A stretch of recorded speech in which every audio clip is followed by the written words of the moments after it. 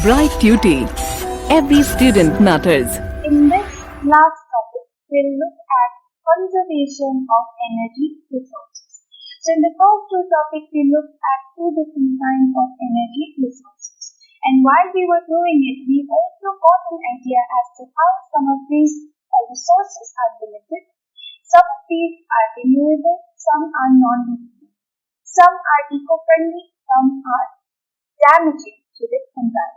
Okay, so, and we also saw how it is necessary to consider how the resources damage the earth and how attention needs to be paid to usage or more usage of those resources which are clean, which are efficient, and which do not damage the earth.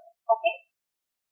Now we know that our country as well as other countries in the world, they are becoming increasingly dependent on energy resources like coal, oil and gas because the usage of these energy sources for the production of energy, right, for the production of certain activities that contributes to the development of the economy of that country.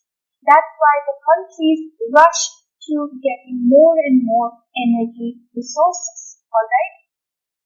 But we know that the prices of these resources are increasing and there are shortages of these resources because they are not available in unlimited quantity.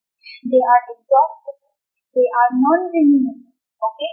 And it has serious repercussion or it has serious impact these rising prices of the energy resources, the shortages of energy resources, these impact the growth of the national economy of a nation or the country.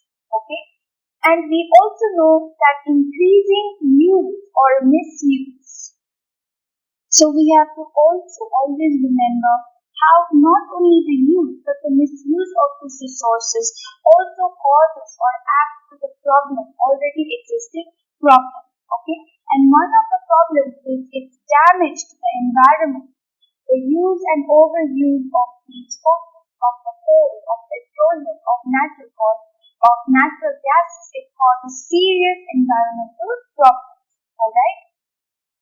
So because of these reasons, we have to make sure that we realize and we spread awareness about the need to use renewable energy resources like solar energy, wind energy, tidal energy, biomass, energy from the waste material, which is called biogas, etc. Right? And these resources are called non-conventional energy resources. Right?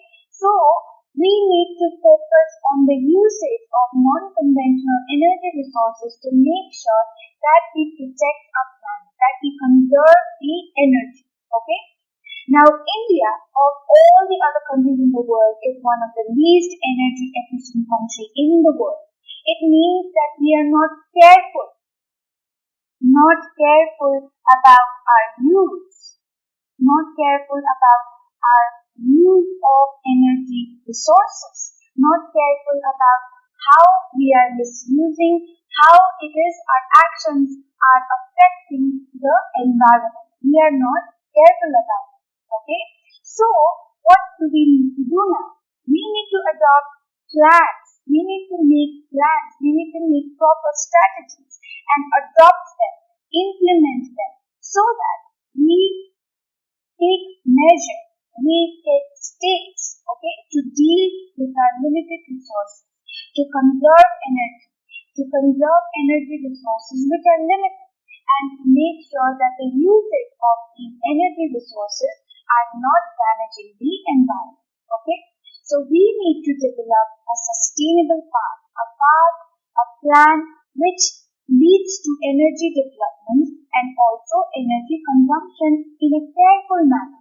So we need to develop plans so that we are careful about our consumption of energy, that we are careful about our energy development, that we are careful about energy production, that we're careful about usage of energy. Okay, these need to be done. So there are two important factors that need to be targeted when we talk about conservation of energy. Okay, the first factor is promotion of energy conservation. So we have to promote conservation of energy. We have to make people aware of how energy can be conserved. We have to tell people about how the energy resources are limited, and if exhausted, they cannot be renewed. And usage and misuse of energy resources damages the environment. So those ideas, those knowledge have to be promoted, have to be shared with people. Okay? And the second factor is that we have to popularize or make it more popular. Okay? What we have to make popular? The use of renewable energy resources. So we have to encourage people to use more non-conventional resources of energy. We have to tell people that how conventional resources can cause environmental damage, can lead to a lot of problems. So in order to overcome those problems, in order to correct those wrongs, we have to use non-renewable energy resources. So there are three important elements which can be used for conservation on an individual part. So in the process of conservation, it can be individual and it can be collective. So as a person, you can also contribute in the conservation of energy resources. And as a group, as a family, as an institution, you can also conserve. Okay, so what can you do? First, change personal behavior. Okay, we have to limit the use of unnecessary appliances, unnecessary energy which we are conserving, which we are consuming every day. Okay, we need one phone, one mobile phone. Why should we have two mobile phones, right? So we have to limit uses of unnecessary appliances. Appliances or things which we do not need. Use what we need. And more than that, do not use. Okay, that way you also contribute to the conservation of energy. Second, increase and maintain efficiency. Choose appliances that are most energy efficient. Make sure that you are careful about what you choose to buy. The next time you go to the market to buy a fridge, to buy a TV, make sure that you purchase something which uses energy efficiently. Okay, that has to be also kept in mind. The third point is reduction of waste of energy. We have to be careful about wasting energy. Okay, when you're in a room and you are not studying, but your laptop is on, your TV is on, your lights are on, so many lights are on, and you're just sleeping on the bed. Make sure that you put off unwanted lights, unwanted appliances. You switch that off. That way you conserve, you do not waste energy. Okay? So switch off the lights when you do not use bathroom. For example, you go to the bathroom, switch on the light. You use the bathroom, you get out, you forget to switch on the light, and you go on, and the light remains on, and it's consuming energy, right? But if you switch it off, because you don't need to go to the bathroom anymore, and that way you do not waste the energy. So these are the ways that you can conserve or contribute to the conservation of energy in individual level as well as collective